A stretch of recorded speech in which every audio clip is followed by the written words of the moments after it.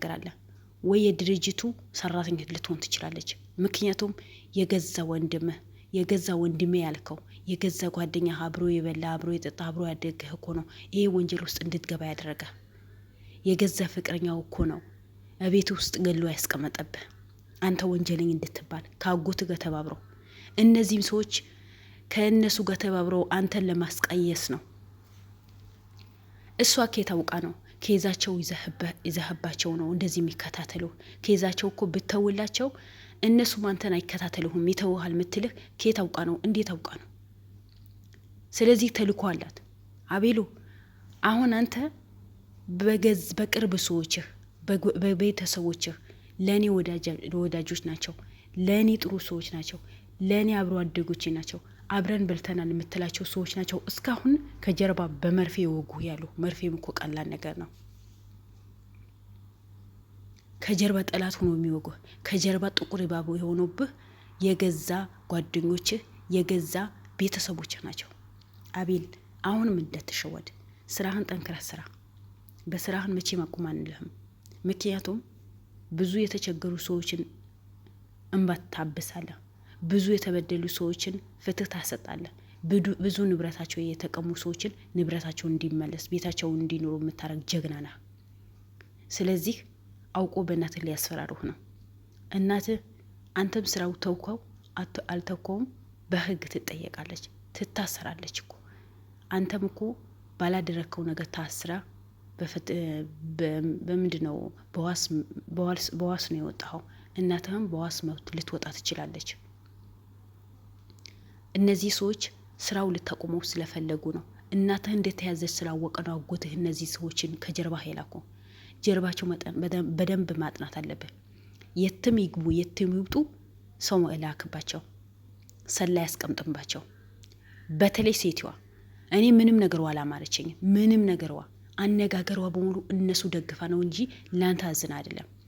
እንዴት የዚህ የራሄል ግድያ ማንነት ካልታወቀ እንደምታሰር አመታት በሙሉ እስር ቤት እንደምትበሰብስ ያወቀች ዛሬ እንዴት ያስከው ኬስ ተውትልሃለች? በምን ምክንያት? እናትህ ጥሩ ስራ መጥፎ ስራ አንተም ስራው ተውኳል ተውኮ እናትህ እኮ መታሰርዋት አይቀርም፣ በህግ መጠየቁ አይቀርም። ስለዚህ አንተ ይሄን ስራ ጓደኞችህ አሉ፣ ሉል ከጎንህ ሆነ ያገዘህ ነው። የው ሉል ላይ ስንት ፈተና ደረሰበት ባንተ ይመጣ። ከአንድ ሶስቴም እኮ የግድያ ሙከራ ተደርሶበታል፣ ተልኮበታል። ማነው ብሩክም እንደዛ። ብሩክም ላንተ ብሎ ነው ይሄን ያህል የሚለፋው። ብዙ ስቃይ ብዙ ልፋት አይተዋል። ስለዚህ እነዚህ ጀግኖች ያሉ እነዚህ ጀግኖች ያገዙ አንተ መቼም ቢሆን ከዚህ ኬዝ መውጣት የለብህ። ይሄ ኬዝ ቦታ ማድረስ አለብህ። አጎትህን ጎሮሮውን አንቀ እስር ቤት ማስረከብ አለብህ። ለህግ አካላቶች አሳልፈህ መስጠት አለብህ። ከዛ በኋላ እናትህ ነጻ ትወጣለች። ለእውነት መቆም ነው። ውሸትን ፈርተን ወይስ ወንጀል የሚሰሩ ሰዎችን ፈርተን እጅ እንዳሰጥ። መቼም እኔ ይሄ ኬዝን አቁመው ብዬ የምልህ ነገር ምንም የለም። ብዙ የሚወዱ ሰዎች አሉ፣ ብዙ ተከታታዮች አሉ። አንዳቸውም ደግሞ ስራው ተሆነ ያላለሁም ቀጥል ስራ ጀግና ነህ ነው የሚሉ ሁሉ አስተያየት የሰጠ ሴትዋ ተከታተላት። እነዚህ ሰዎች ጀርባቸው በደንብ ማጽናት አለብህ። እነዚህ ሰዎች ጀርባቸው በደንብ ማጥናት አለብህ።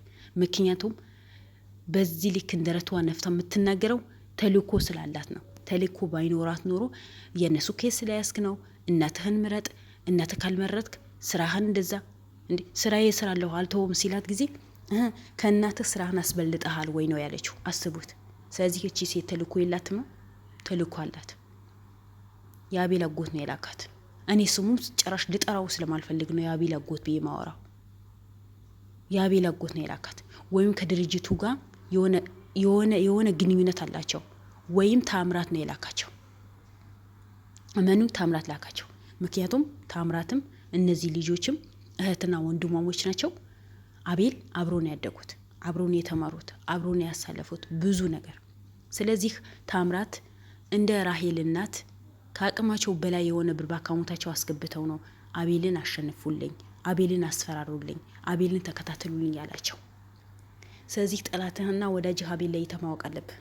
አንተ አሁን ይሄ ኬዝ ጠላትህም ወዳጅህም ዘመድህም ለይታ የምታውቁበት ጊዜ ነው። ለይታ የምታውቅበት ጊዜ ነው። አቤል በርታ፣ እጅ እንዳሰጥ። እነዚህ ሰዎች ዛሬ መተው እንዴ! ከዚህ በላይ እኮ ስራ ሰርተሃል፣ ብዙ ስራዎችን ሰርተሃል።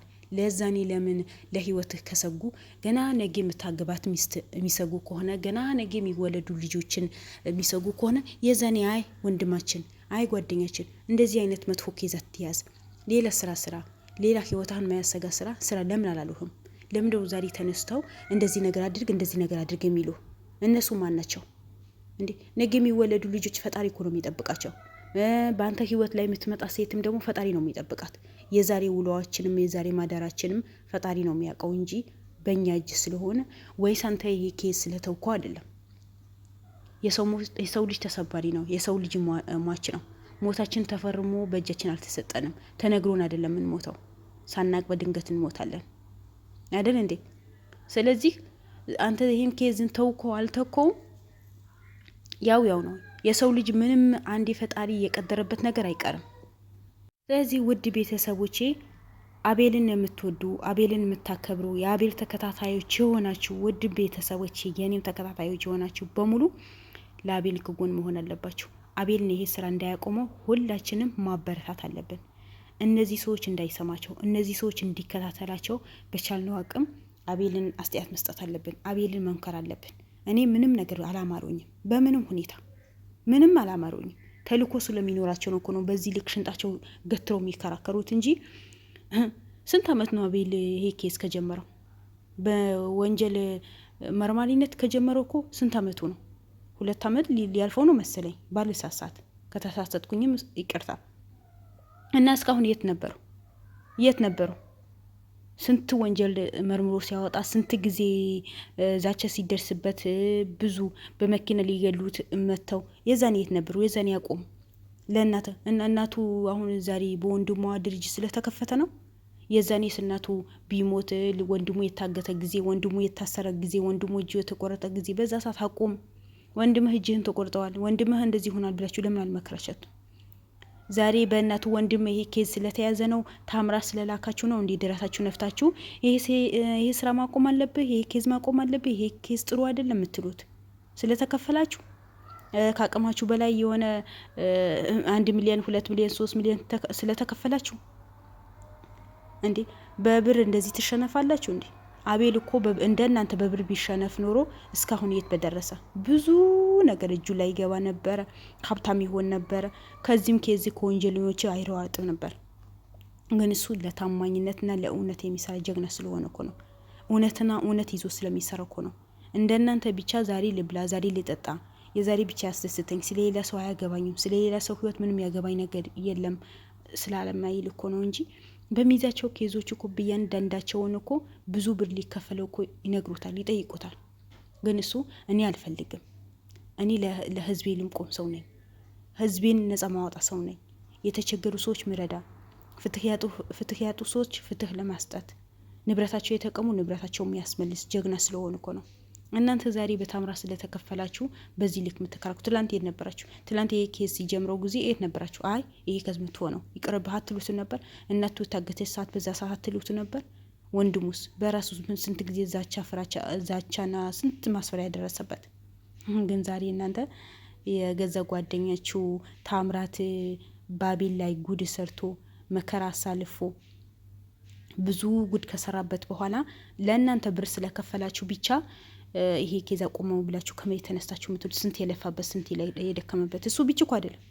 ልሁንና ጉድ ስንት ጓደኞቹ ነው እኛ ማናቃቸው ከካሜራ ጀርባ የሆኑ ስንት የሚለፉ ወጣቶች አሉ። ስንት ልጆች ነው የሚደክሙት በአቤል ጉዳይ ላይ ስንት ሰዎች።